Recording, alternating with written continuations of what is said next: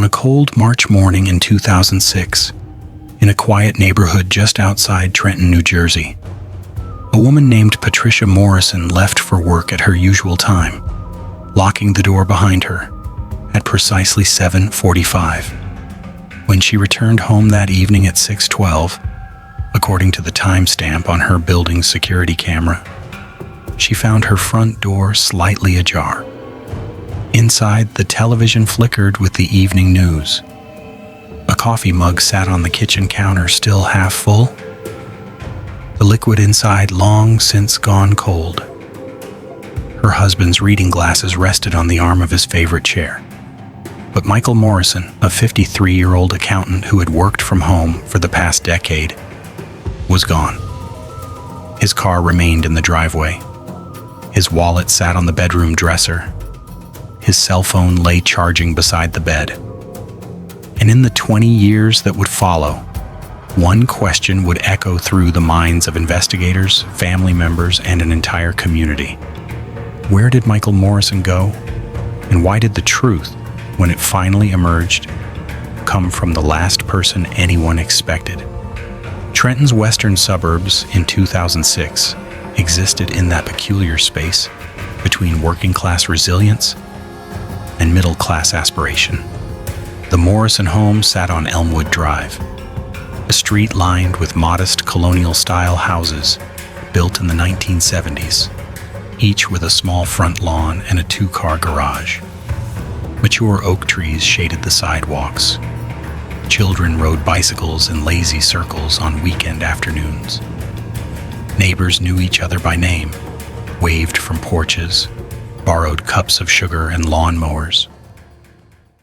Patricia Morrison, 49 years old at the time, worked as an administrative assistant at a medical supply company in downtown Trenton. She had held the same position for 17 years. Those who knew her described a woman of routine and reliability.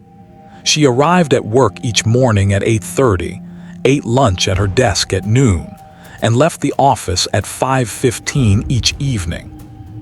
Her colleagues said she kept a photograph of Michael on her desk in a silver frame, taken during a vacation to Cape May years earlier, both of them smiling against a backdrop of sand and sky. Michael Morrison had been an accountant for a mid-sized firm in Princeton until a back injury in 1999 forced him into disability. The injury, caused by a car accident on Route 1, left him with chronic pain and limited mobility. He transitioned to working from home, managing the books for several small businesses, spending his days in the converted den that served as his office. Neighbors rarely saw him. The mail carrier noticed he typically retrieved the mail around noon.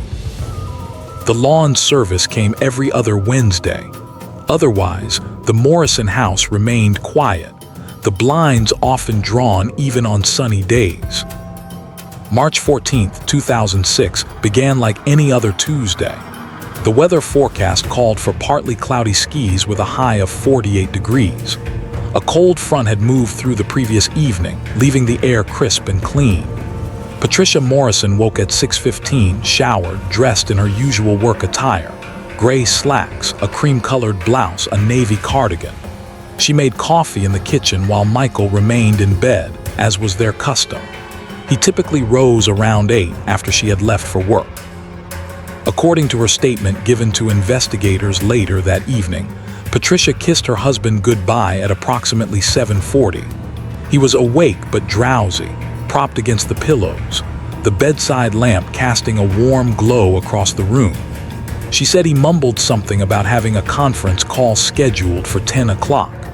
She said she told him there was fresh coffee in the pot. She said he smiled at her, though she could not recall if he said anything in return. She backed her Honda Accord out of the driveway at 7:45. The security camera at the entrance to their subdivision captured her vehicle passing through at 7:48. Traffic on Route 206 moved steadily that morning. She arrived at work at 8:27, 3 minutes earlier than usual. She parked in her assigned spot. She rode the elevator to the third floor. She greeted the receptionist, a young woman named Kelly, who later confirmed Patricia seemed completely normal that morning. No signs of distress, no indication that anything was wrong.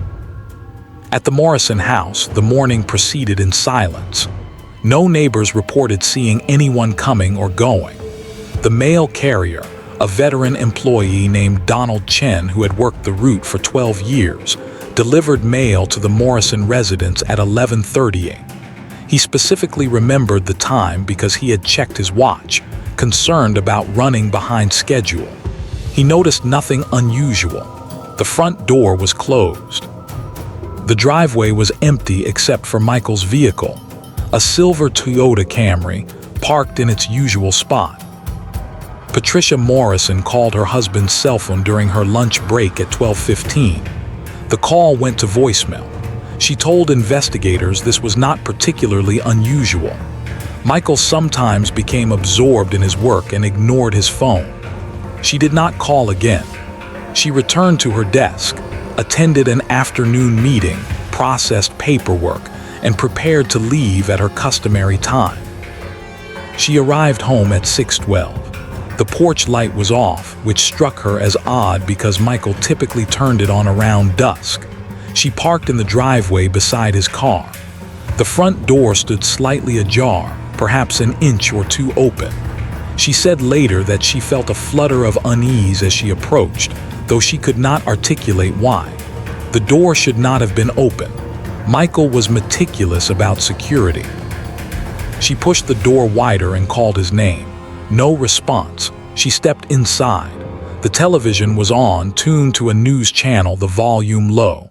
In the kitchen, she found the coffee mug, the liquid inside cold to the touch, his reading glasses on the chair. The den door stood open. His computer sat on the desk, the screen dark. Papers were arranged in neat stacks. A pen lay precisely parallel to the edge of a notepad. She walked through the house, calling his name. The bedroom was empty, the bed unmade from the morning. The bathroom showed no signs of recent use. She checked the basement, the garage, even the small backyard, though Michael rarely went outside due to his mobility issues. The yard was empty except for a rusted barbecue grill and a small wooden deck. Patricia Morrison called 911 at 6:27. The call log recorded her voice as shaky but coherent. She reported that her husband was missing. The dispatcher asked standard questions. How long had he been gone? Did he have any medical conditions? Had they argued recently? Patricia answered each question with growing agitation. No, she did not know when he had left. Yes, he had chronic back pain, but nothing immediately life-threatening. No, they had not argued. No, this was not like him. No, she had no idea where he might have gone. The first patrol unit arrived at 6:41. Officer James Kowalski and Officer Denise Chen entered the house and conducted a preliminary search. They noted the open door, the television, the coffee mug, the abandoned reading glasses. They asked Patricia if anything appeared to be missing. She walked through the house again, more carefully this time, checking closets and drawers. Michael's clothes were all accounted for. His medication sat in the bathroom cabinet. His wallet contained his driver's license, 3 credit cards, and $47 in cash. His keys hung on the hook by the kitchen door. Officer Kowalski noted in his report that the house showed no signs of struggle or forced entry. Nothing appeared disturbed. Yet Michael Morrison, a man with limited mobility who rarely left his home, had vanished without his wallet, his phone, his keys, or his car. The officers began canvassing the neighborhood at 7:15 as darkness settled over Elmwood Drive. They knocked on doors, asking if anyone had seen Michael Morrison that day. Most neighbors expressed surprise at the question. Many barely knew the Morrisons. The couple kept to themselves, rarely attended neighborhood gatherings, did not participate in block parties or holiday celebrations. One neighbor, an elderly woman named Margaret Hayes who lived 3 houses down, mentioned that she had been gardening in her front yard around 2 o'clock that afternoon. She had noticed nothing unusual at the Morrison house. No visitors, no vehicles, no sounds of distress. Everything had seemed perfectly quiet, perfectly normal. By 9 o'clock that evening, additional units had arrived. The Mercer County Sheriff's Office took over the investigation. Detective Sarah Brennan, a veteran investigator with 15 years of experience, arrived on scene at 9:30. She conducted a more thorough search of the house, photographing each room, documenting the placement of objects, searching for any clue that might explain Michael Morrison's disappearance. In the den, she found his day planner open to March 14th. A notation at 10 o'clock read, "Conference call Henderson account." She called the number listed for Henderson Accounting Services. The owner, Richard Henderson, confirmed that Michael had been scheduled for a call that morning but had never answered. Henderson had tried calling 3 times between 10 and 10:30, then given up and sent an email, which remained unread. Detective Brennan examined Michael's computer. His email account showed he had last checked messages at 8:47 that morning. He had responded to 2 routine business inquiries. The last email, sent at 8:53, concerned a minor bookkeeping question for a client. The tone was professional and unremarkable. Nothing suggested distress or intention to leave. The search expanded.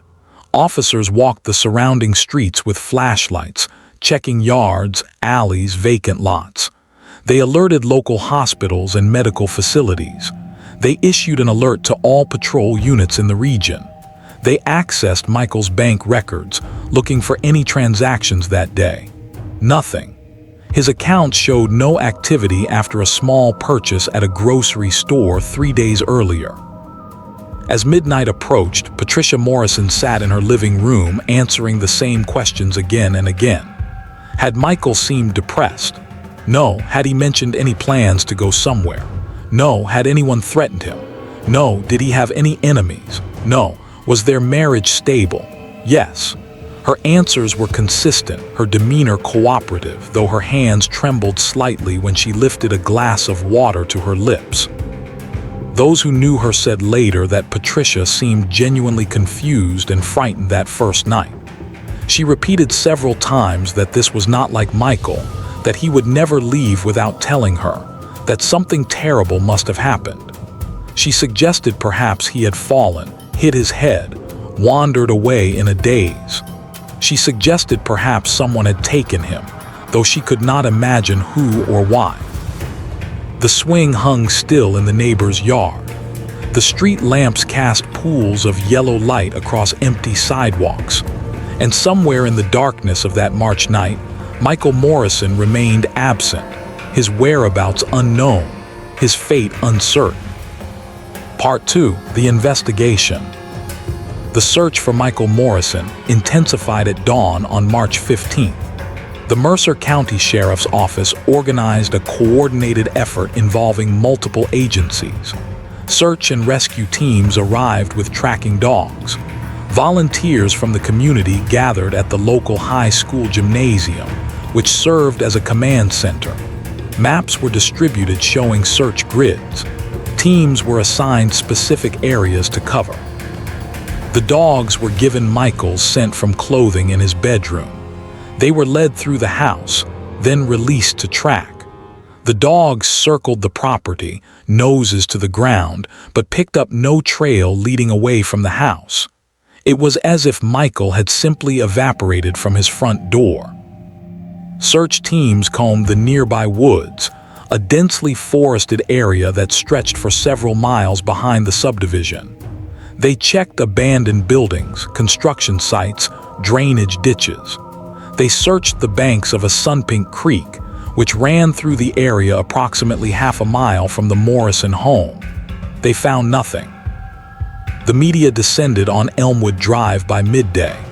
News vans lined the street, reporters conducting stand-up interviews with neighbors, cameramen filming the Morrison house from every angle. Patricia Morrison, advised by Detective Brennan, agreed to a brief press conference at 2 o'clock that afternoon. She stood on her front porch, flanked by investigators, and read from a prepared statement. "My husband Michael is missing," she said, her voice wavering slightly. "He suffers from chronic back pain and has limited mobility.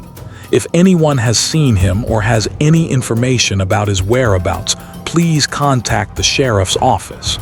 Michael, if you can hear this, please come home. We love you. We want you safe." The local news stations ran the story as their lead item that evening. Michael's photograph appeared on screen. A middle-aged man with thinning gray hair, wire-rimmed glasses, a slight smile. The description noted he was 5 feet 10 inches tall, approximately 210 pounds, last seen wearing unknown clothing. A tip line number scrolled across the bottom of the screen. Tips began coming in almost immediately. Someone claimed to have seen a man matching Michael's description at a gas station in Hamilton Township. Another caller reported seeing someone similar at a bus station in Philadelphia. Each lead was investigated. Each turned out to be a case of mistaken identity. Detective Brennan, meanwhile, began to notice small inconsistencies in the case that troubled her. She documented them carefully in her notes. The coffee mug bothered her. If Michael had poured himself coffee after Patricia left for work, as seemed likely, when had he drunk it? The liquid was stone cold when Patricia found it, suggesting it had been sitting for hours. But if Michael had poured coffee around 8 in the morning and then vanished shortly thereafter, what had happened in those brief minutes? The reading glasses bothered her too. Michael wore them constantly, according to Patricia. His prescription was strong. Without them, he could barely read. Yet they sat on the chair, carefully placed, as if he had set them down intentionally. But if he had left the house voluntarily, why would he leave his glasses behind? The computer troubled her most of all. Michael's last email, sent at 8:53, was routine and businesslike. But his scheduled conference call at 10 had gone unanswered. What had happened in that hour and 7 minutes? Detective Brennan interviewed Patricia Morrison again on March 16th. This time the questions probed deeper. She asked about the state of the marriage. Patricia insisted they were happy, though she admitted they had grown somewhat distant in recent years. Michael's chronic pain had made him irritable at times. They slept in separate bedrooms on occasion when his pain was particularly bad. But they never fought, she insisted. They had been married for 26 years. They had built a life together. Did Michael have any life insurance? Yes, a policy for $250,000 through his former employer. When was it taken out? In the early 90s, when he was still working at the firm. Had Patricia known about the policy? Of course. It was standard employee coverage. Detective Brennan asked about Michael's daily routine. Patricia described his typical day. Wake around 8, make coffee, check emails, work in his den, break for lunch around noon, work until late afternoon, watch television in the evening. He rarely went anywhere. His back pain made extended sitting or standing difficult. He had not driven his car in over a month. Yet the car itself told a different story. When investigators examined the Toyota Camry more carefully on March 17th, they discovered something curious. The odometer showed the vehicle had been driven recently. According to Patricia's previous statements, the car had not moved in weeks, but dust patterns on the dashboard and a receipt found in the glove compartment suggested otherwise.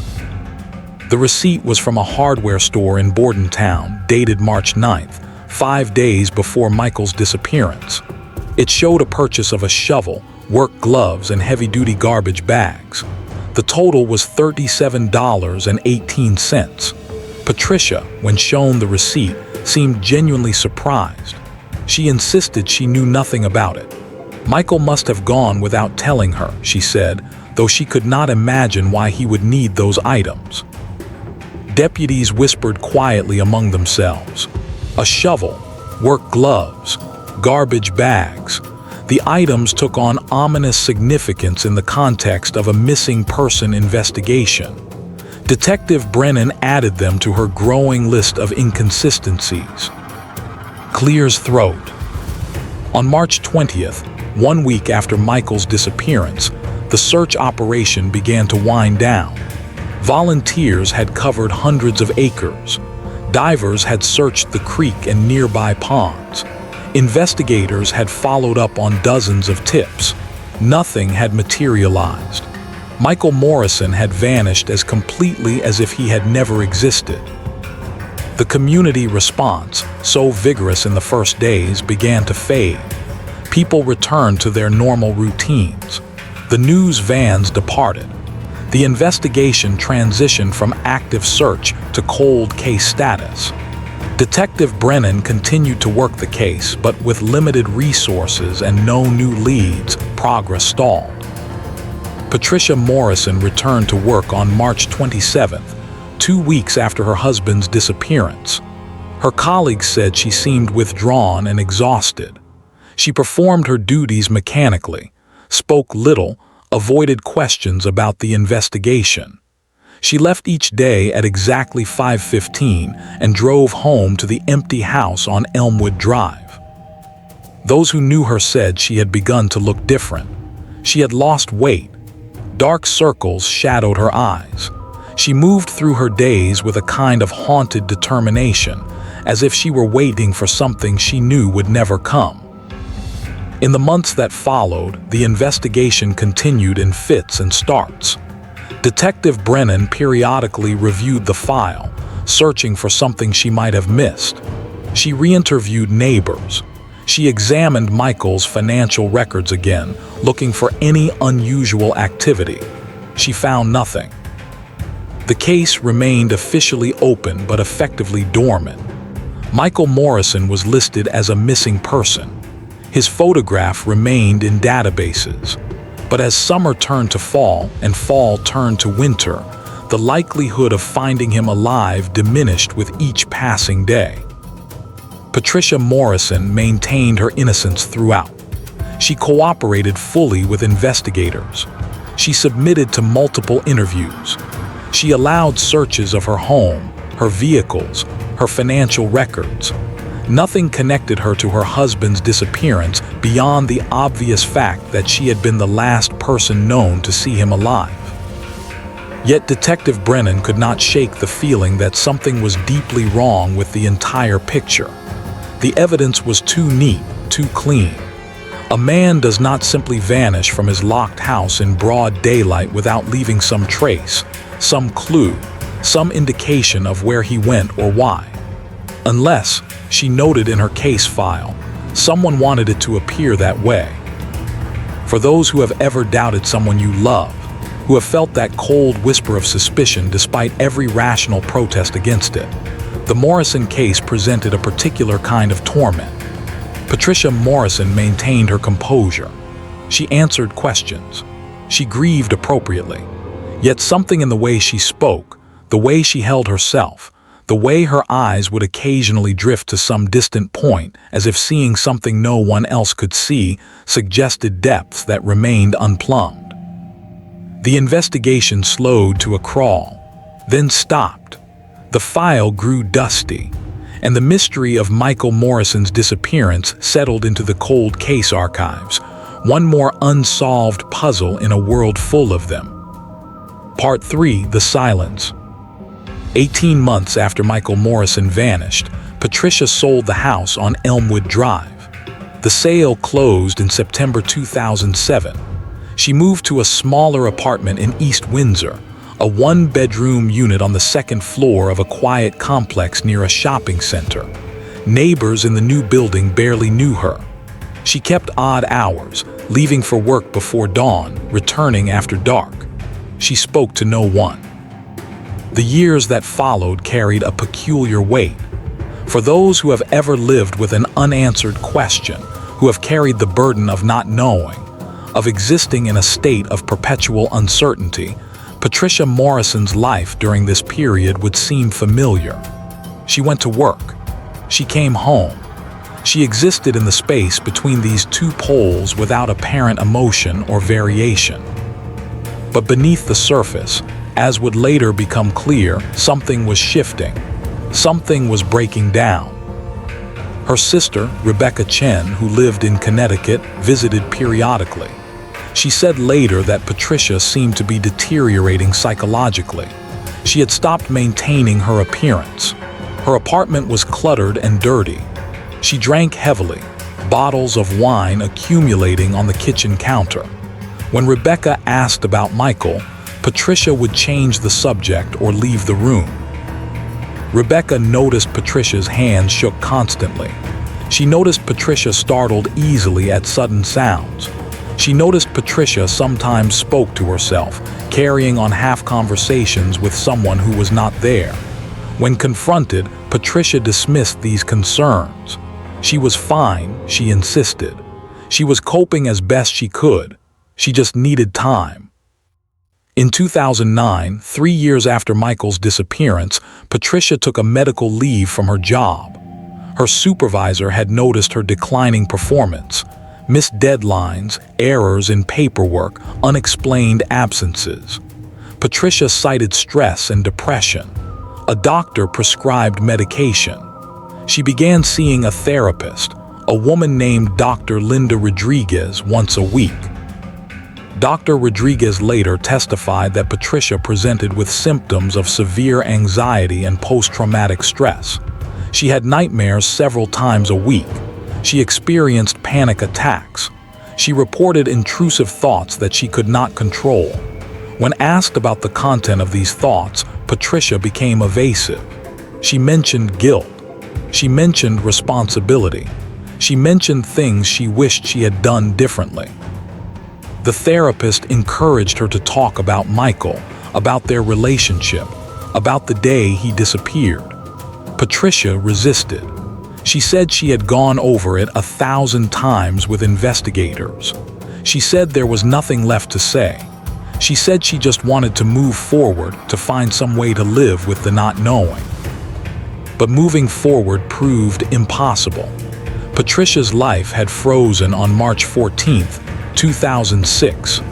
Everything after that date was simply aftermath, an extended falling that never quite reached bottom. In August 2011, 5 years after Michael vanished, Patricia attempted to take her own life. Her sister found her unresponsive in her apartment after Patricia failed to answer phone calls for 2 days. An empty bottle of sleeping pills sat on the nightstand beside an empty bottle of vodka. Rebecca called 911. Paramedics transported Patricia to the hospital. She survived. During her psychiatric evaluation following the attempt, Patricia made several statements that troubled the attending physician. She spoke about guilt. She spoke about secrets. She spoke about carrying something too heavy for one person to bear. But when pressed for details, she retreated into silence. She was released after a 72-hour hold. She returned to her apartment. She returned to therapy. And she returned to the slow erosion of whatever remained of the person she had once been. For those who have ever watched someone dissolve from the inside out, who have witnessed the gradual collapse of a human being under the weight of something they cannot or will not articulate, Patricia Morrison's decline would have been recognizable. She lost more weight. Her hair went gray. Her face took on a gaunt, haunted quality that made people look away.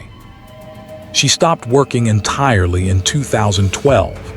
Disability payments and savings from the sale of the house sustained her financially. She rarely left her apartment. Groceries were delivered. Bills were paid online. She existed in a kind of self-imposed exile, cutting herself off from the world outside. Rebecca visited less frequently. The visits had become too difficult, too painful. Patricia barely spoke. She sat in her darkened living room, staring at the television without seeming to see it, a glass of wine perpetually in her hand. In 2014, 8 years after Michael's disappearance, Patricia made a decision that would prove significant. She contacted a lawyer and inquired about having Michael declared legally deceased. New Jersey law required a 7-year waiting period for such declarations. That period had passed. The lawyer explained the process. File a petition, provide evidence of the disappearance, attend a hearing. If approved, a death certificate would be issued. Patricia went through with it. The hearing took place in October 2014. She testified briefly, describing the events of March 14, 2006. No one contested the petition. The judge granted the request. Michael James Morrison was declared legally deceased as of March 14, 2006. With the death certificate, Patricia could settle Michael's affairs. She could access his pension benefits. She could claim his life insurance policy, the $250,000 policy that Detective Brennan had noted years earlier. The insurance company investigated before paying out, as was standard procedure in such cases. They reviewed the police reports. They interviewed Patricia. They found no evidence of foul play. The payment was approved. Patricia received the money in January 2015, nearly 9 years after her husband's disappearance. What she did with the money remains unclear. She did not move. She did not make any large purchases. The money simply vanished into accounts and expenses, and the general dissolution of a life that had long since lost any coherent shape. But something else happened in 2015, something that would eventually change everything. Patricia began having even more severe nightmares. She would wake screaming, drenched in sweat, convinced that someone was in her apartment. She told Dr. Rodriguez, her therapist, that she saw Michael in her dreams. He was calling to her. He was trying to tell her something. He was angry. The therapist suggested these were manifestations of unresolved grief. Patricia agreed, but privately she thought otherwise. She thought Michael was haunting her. She thought he would never let her rest. She thought the past would never release its grip. In the small hours of the morning when sleep would not come, Patricia would sit in her darkened living room and think about March 14, 2006. She would replay that morning in her mind, waking, dressing, making coffee, kissing Michael goodbye. She would trace the timeline, leaving the house, driving to work, the normal day, the return home, the open door. And she would think about what she had not told anyone, the thing that lived in the space between her words, in the pauses during interviews, in the way her eyes would drift away when certain questions were asked, the weight she carried, the secret that was slowly destroying her from within. Part 4, The Revelation. On March 10, 2022, 16 years after Michael Morrison's disappearance, Patricia Morrison walked into the Mercer County Sheriff's Office and asked to speak with someone about her husband's case. The desk sergeant, unfamiliar with the details, directed her to Detective Marcus Webb, who had taken over the cold case unit when Sarah Brennan retired in 2018. Detective Webb brought Patricia to an interview room. He offered her coffee, which she declined. He asked how he could help, and Patricia Morrison, after 16 years of silence, began to speak. "I need to tell you what really happened," she said. Her voice was barely above a whisper. Her hands trembled in her lap. "I cannot carry this anymore." Detective Webb activated the recording equipment and read Patricia her rights. She waived her right to an attorney. She said she understood what she was doing. She said she had been waiting for this moment for 16 years, had known it would come eventually, had been both dreading and hopping for it with equal intensity. What she said next would shock the investigation and the community. Michael Morrison had not disappeared on March 14, 2006. He had died, and Patricia had been present when it happened. According to her statement, given over the course of 4 hours that afternoon, The events unfolded very differently from the narrative she had maintained for 16 years. On the morning of March 14th, Patricia had indeed left for work at her usual time, but she had returned home shortly after 9 o'clock, claiming she had forgotten an important file she needed for a meeting. This return trip was not captured on any security cameras, as she had deliberately taken a different route, entering the subdivision from an alternate entrance that had no surveillance. When she entered the house, she found Michael in the kitchen. They began to argue. The subject of the argument, Patricia said, was money. Michael had discovered that Patricia had been skimming funds from his business accounts for over a year. She had accumulated nearly $30,000, money she had hidden in a separate account he knew nothing about. The argument escalated. Michael threatened to report her for theft. Patricia panicked. She picked up a heavy ceramic vase from the kitchen counter and struck Michael in the head. "I did not intend to end his life," she said, her voice cracking. "I just wanted him to stop talking. I just wanted him to stop threatening me, but he fell. He hit his head on the corner of the counter, and then he was not moving. There was blood, so much blood." She checked for a pulse. There was none. Michael Morrison was deceased. Patricia said she stood in the kitchen for what felt like hours but was probably only minutes, trying to comprehend what had just happened. Then survival instinct took over. She had to hide what she had done. She had to make it look like Michael had simply disappeared. She cleaned up the blood as best she could. She wrapped Michael's body in plastic sheeting. She dragged him to the garage, a process made easier by her adrenaline and his relatively modest size.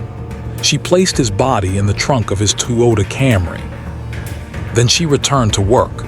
She attended her meeting. She acted normal. She waited. That evening, after dark, she had returned home and driven Michael's car to a remote area near the Delaware River, about 40 minutes away.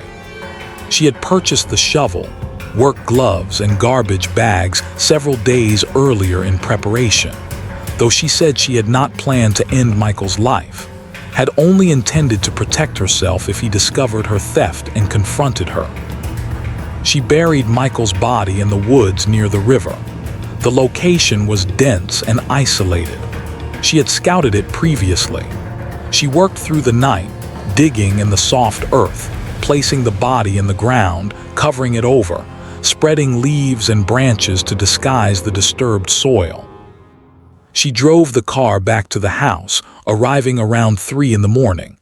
She cleaned the trunk meticulously. She parked the car in the driveway. She went inside, showered, changed her clothes, and burned the garments she had been wearing in the fireplace. The next morning, she had gone to work as usual. When she returned that evening, she staged the scene.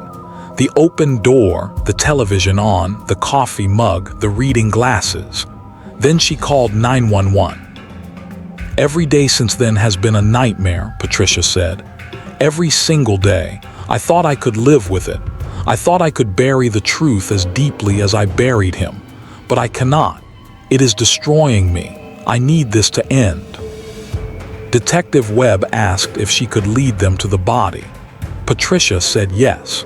She had been to the site only once since that night, years ago, to confirm the location in case she ever decided to confess. The location was burned into her memory. On March 11th, 2022, Patricia Morrison was arrested and charged with second-degree manslaughter and desecration of human remains. She was denied bail given the severity of the charges and flight risk concerns. On March 12th, Patricia led investigators to a wooded area near the Delaware River, approximately 3 miles south of Washington Crossing State Park.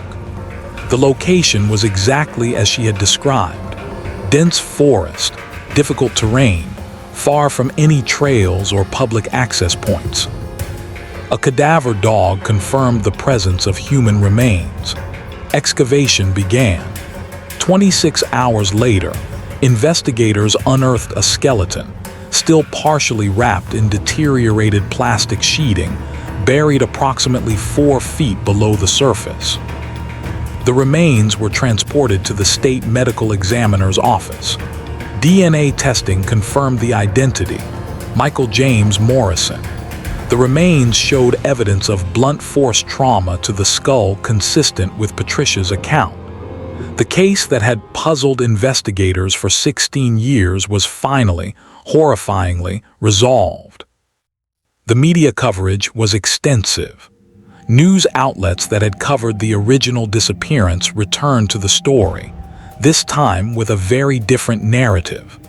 The woman who had stood on her porch 16 years earlier, pleading for her husband's safe return, had been the one responsible for his death all along. Public reaction split sharply.